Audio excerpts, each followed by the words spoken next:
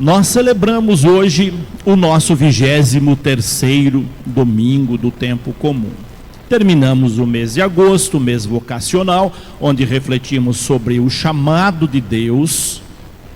E a liturgia desse primeiro domingo de setembro, o mês da Bíblia, fala-nos do desafio agora do seguimento. Nós fomos chamados, e qual é a nossa resposta? O tema principal da liturgia desse final de semana é o desafio do seguimento de Jesus. Supõe-se que uma pessoa que leva o nome de cristão, ela seja de fato cristã, ela seja discípula de Jesus Cristo. É o que se espera. O cristianismo é a segunda maior religião do mundo, englobando, além de nós católicos, todas as denominações cristãs. Mesmo assim, não somos maioria no mundo. A maioria no mundo ainda é o islamismo, para quem não sabe. Claro que essa não é a nossa realidade. A gente pensa que a maioria é cristã porque nós vivemos num país cristão, mas não é. Mas mesmo assim, há uma enorme multidão de pessoas cristãs. Pessoas que dizem seguir a Cristo. Mas será? Será que nós, católicos, seguimos verdadeiramente a Cristo? Se a gente for fazer um levantamento, um balanço dos verdadeiros cristãos, nós vamos ver que há um número muito baixo de pessoas que são cristãs, como Jesus pede que sejam, discípulas dele. Vocês viram que ele repete aqui 3 ou 4 vezes, dizendo: quem não fizer isso, não pode ser meu discípulo. E qual é a condição? Renúncia. E não é renúncia de qualquer coisa, não. É renúncia das coisas que nós temos como mais valiosas, mais importantes. Por que Jesus faz todos esses questionamentos? Porque logo no início do Evangelho, nós vemos que grandes multidões acompanhavam Jesus. E ele ficou preocupado. Será que toda essa gente sabe de fato qual é a minha proposta? Sabe das condições que eu coloco para ser discípulo? Para ser meu discípulo? Ele sabia que eles não sabiam. E por isso vai fazer essas colocações aqui. Para você ser meu discípulo, você tem que trabalhar na sua vida o desapego. Olha que grande desafio.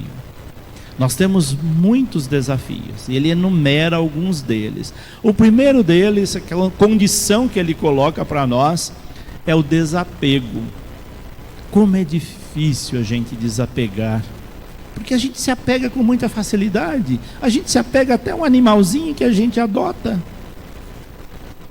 Imagine nossa família, nossas coisas, a nossa casa, o lugar que a gente ama, as pessoas que a gente ama, pai, mãe, filho, mulher, marido, irmãos.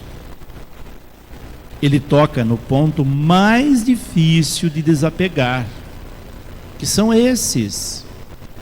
Se você não tem condição de desapegar destes, vocês não têm condições de ser meus discípulos. Acho que Jesus pega pesado conosco. Como que é difícil esse desapego. Não é que nós temos que nos tornarmos insensíveis. Claro que não é isso. Devemos amar nossa família, amar as pessoas que queremos bem. Isso não é difícil para nós, porque é uma coisa que acontece naturalmente, quem tem sensibilidade. Mas ele diz: não coloque essas pessoas em primeiro lugar na sua vida, coloque Deus em primeiro lugar. Ele está destacando isso para dizer para nós que Deus tem que vir em primeiro lugar na nossa vida, até mesmo à frente desses que nós valorizamos tanto, que é a nossa família, as pessoas que estão em volta de nós. Qual o outro desafio que ele coloca para nós para segui-lo? Carregar a nossa cruz. Tem gente que procura religião, que procura Deus, que procura Jesus, para que ele carregue a sua cruz. Não está disposta a carregar a sua própria cruz. Mas ele diz bem claro: carregue a sua cruz e me siga. Não venha querer se livrar da cruz no meu segmento. Você vai ter muitas outras cruzes. Aqueles que procuram Jesus querendo livrar das suas cruzes terão grandes decepções. No primeiro momento em que se deparar com a cruz de Jesus, pronto, já desanima, já abandona o barco, não quer seguir. Mas aquele que abraça a sua cruz e toma consciência de que seguir Jesus é um caminho doloroso, é a via crucis, é como se nós estivéssemos caminhando com ele até o Calvário. Talvez não iria ter multidão seguindo ele não, se a maioria soubesse disso. Mas, no entanto, boa parte das pessoas não sabe disso. E ele vai contar então duas parábolas que se complementam, bem curtas, para avaliar a nossa condição. Será que nós temos condição mesmo de ser discípulo dele? Ele vai contar a parábola do homem que, sem saber se tinha condições de construir uma altíssima torre, ele vai lançar o alicerce e depois, a hora que lançou o alicerce, acabou o dinheiro e a torre ficou parada. Vai passar vergonha, porque as pessoas vão dizer: olha, começou a construir e não deu conta, quis dar um passo maior do que a perna e a obra ficou parada. E a outra parábola do homem que vai guerrear com outro, com 10 mil, e o outro está vindo ao encontro dele com 20 mil pessoas. É hora dele pensar: será que eu vou ganhar essa guerra com 10 mil pessoas? O outro tem 20? Melhor, antes de começar, de entrar numa briga dessa, negocie condições de paz. Planeje suas ações, veja suas condições. A liturgia de hoje é para a gente ver as nossas condições do seguimento de Jesus. Não é para a gente desistir de segui-lo, mas para a gente seguir com os pés no chão, fazendo renúncias, inclusive renúncias de nós mesmos. Mas sabe onde que está o maior desafio? O maior desafio está lá na primeira leitura que nós ouvimos do livro da sabedoria. Ali está estampado o maior de todos os desafios. Seguir a Cristo não nos dão garantia, porque nós não temos nada que comprove aquilo que nós cremos. Tudo é mistério. Aí entra a nossa fé. Nós devemos segui-lo por fé. Não tem provas científicas dos mistérios de Deus. Ninguém adentra os insondáveis mistérios de Deus. Ninguém conhece os desígnios de Deus, diz a primeira leitura. Tudo é uma questão de fé. Até as coisas que nós tocamos, nós conhecemos parcamente. As coisas desse mundo que são vistas, nós conhecemos tão pouco. E ousamos querer conhecer as coisas do céu. Isso não foi dado ao ser humano. Por isso é uma questão de fé esse segmento. Mesmo não conhecendo, mesmo não adentrando a esses mistérios, e é bom mesmo que a gente não conheça, porque se Deus quisesse que nós o conhecêssemos, Ele tinha dado isso para nós. Nós não sabemos o dia da nossa morte. Já pensou que coisa boa isso? Que terrível seria se a gente soubesse o dia que ia morrer, de que ia morrer, como iria morrer. Seria a coisa mais terrível do mundo, mas Deus não revelou isso para ninguém, porque são coisas que cabe a Ele, para nós vivermos plenamente a nossa vida, que é tão curta, como nós vimos nesse salmo belíssimo. Nós somos como a erva da manhã.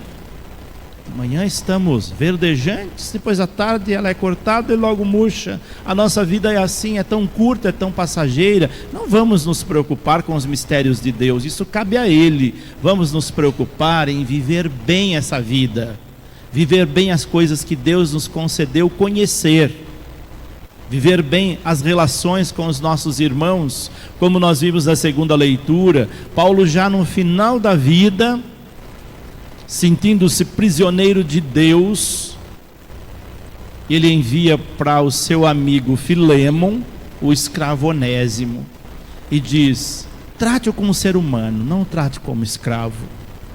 Nenhum ser humano deve ser tratado como escravo. Onésimo era escravo. Naquele tempo a escravidão era legítima, mas era desumana.